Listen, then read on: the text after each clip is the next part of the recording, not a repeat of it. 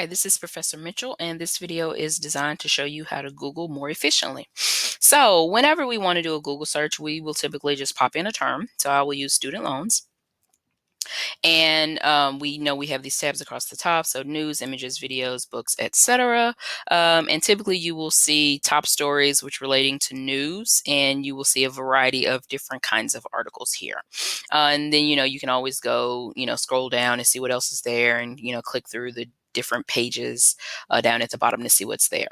But if you know a specific publication website, you can use a little trick for Google by typing in cite and colon and a URL. So I'm going to, as you can see, I've already done some of that searching.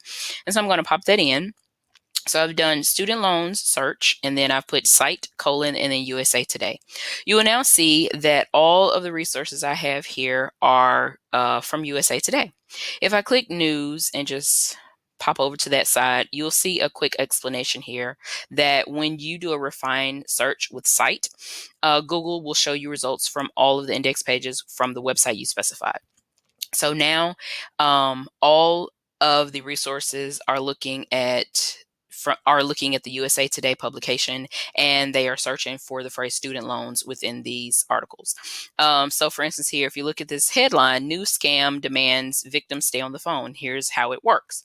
If you just looked at that headline or that title, you wouldn't necessarily think of student loans. But this phrase here, this blurb from the article says student loan problems as reported to Maryland AG's office, yada, yada, yada.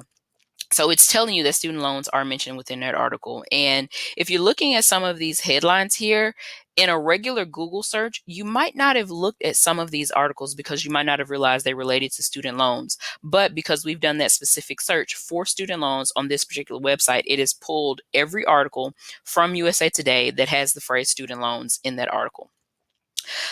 We can try another search, and I will show you that it works just the same. So I will go to Washington Post. Both of these publications that I'm using are well-known, reputable, and credible, as well as national publications.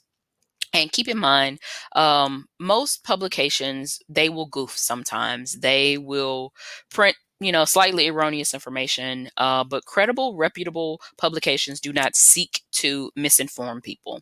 And credible, reputable publications, especially nationally known publications, will always print a correction or retraction if they got a story wrong. So please just keep that in mind. So again, I've done the student loan search with cite, colon, and then we're on the WashingtonPost.com site. So again, you'll see that all articles here are from the Washington Post.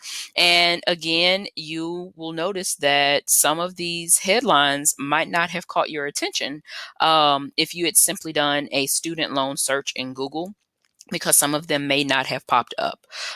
Or if you were skimming, looking just for the phrase student loans in the title, then you might not have seen these articles at all.